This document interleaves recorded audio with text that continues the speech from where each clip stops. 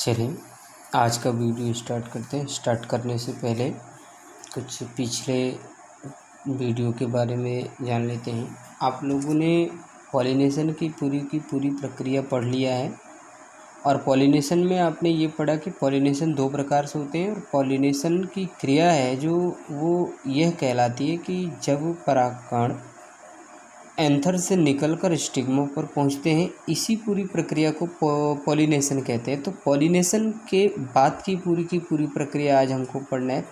तो हेडिंग आपका बनता है, टॉपिक्स है परागकण के पश्चात निषेचन। पॉलिनेशन लीडिंग टू फर्टिलाइजेशन, यानी पॉलिनेशन जब हो जाता है तो उसके बाद कौन कौन सी क्रियाएं होती हैं।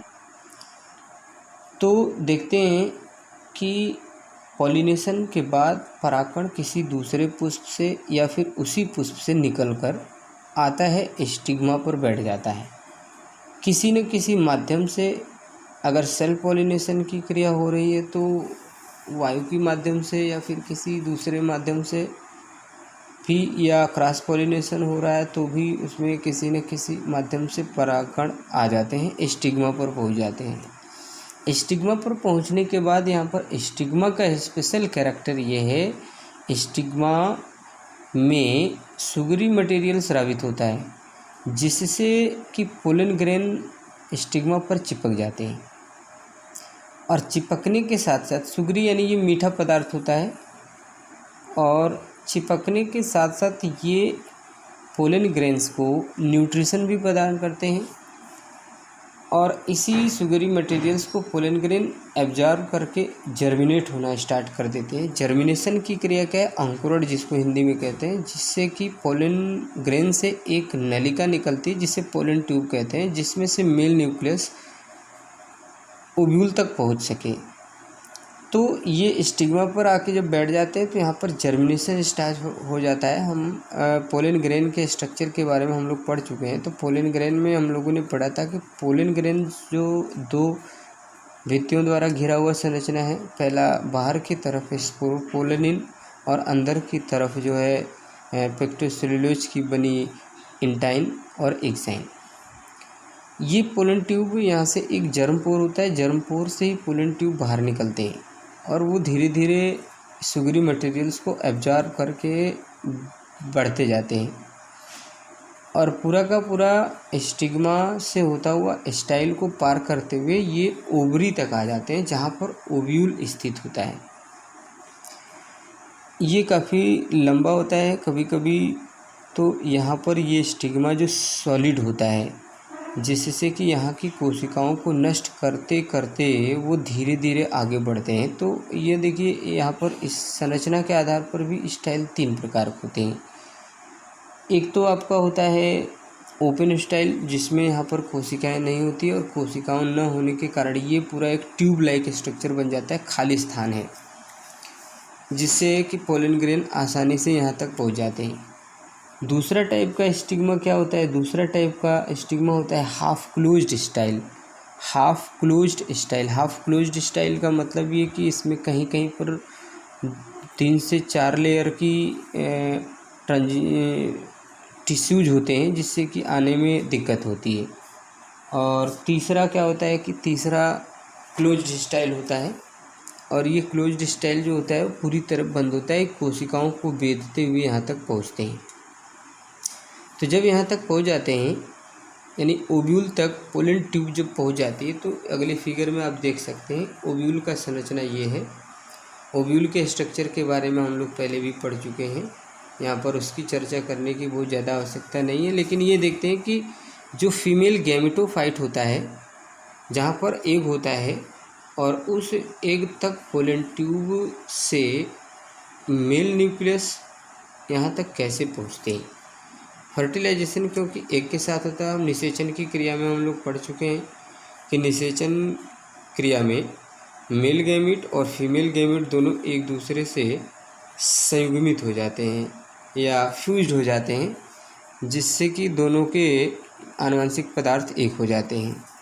तो ये पूरा का पूरा ओव्यूल है, और ओव्यूल के अंदर ये जो आपका एम्ब्रियो सैक है, ये एम्ब्रियो सैक ही फीमेल गैमेटोफाइट कहलाता है।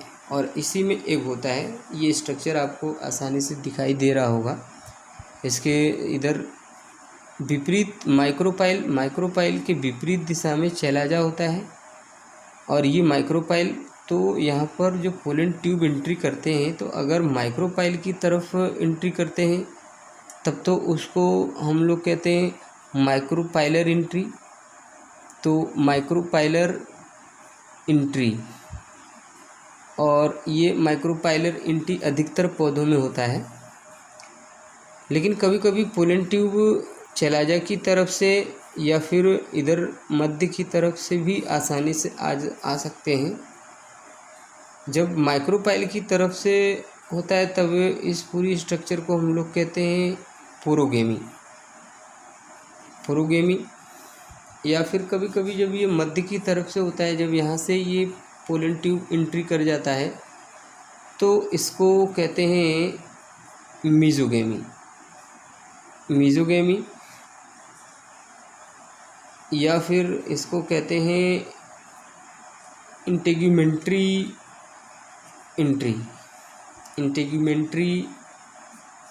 एंट्री कहलाता है। तो ये यहाँ पर स्ट्रक्चर पोलन ट्यूब का है।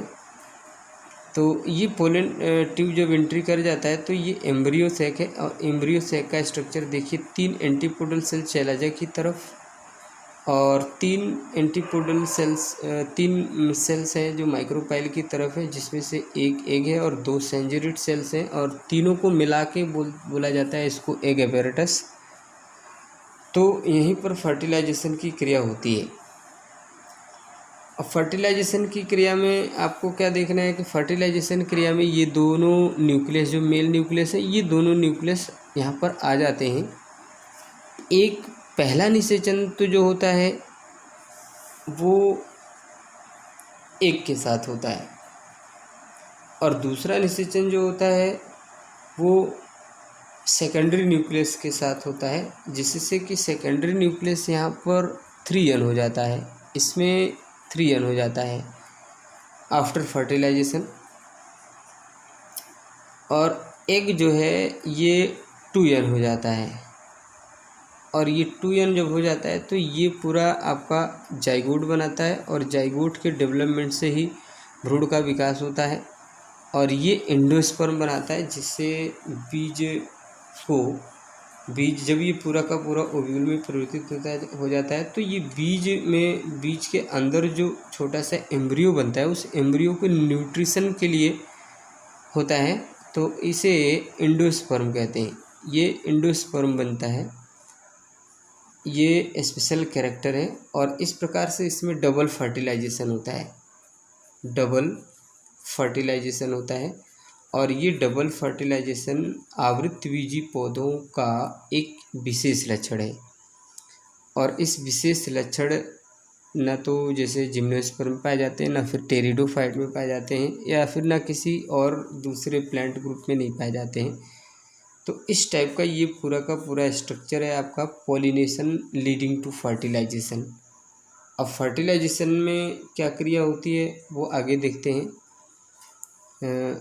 इसमें से जो क्वेश्चन आपसे पूछे जाएंगे उनकी क्वेश्चन, और उसके साथ साथ कुछ क्वेश्चन हम भी कराएंगे, उसको भी ध्यान से देखें। और इसमें से ये फिगर से भी कभी कभी क्वेश्चन बहुत आते हैं, तमाम इसमें जानकारियां हैं। ऑब्जेक्टिव टाइप क्वेश्चन देखते हैं, अगला पेपर देते हैं। नेक्स्ट वीडियो क्वेश्चन का ही रहेगा।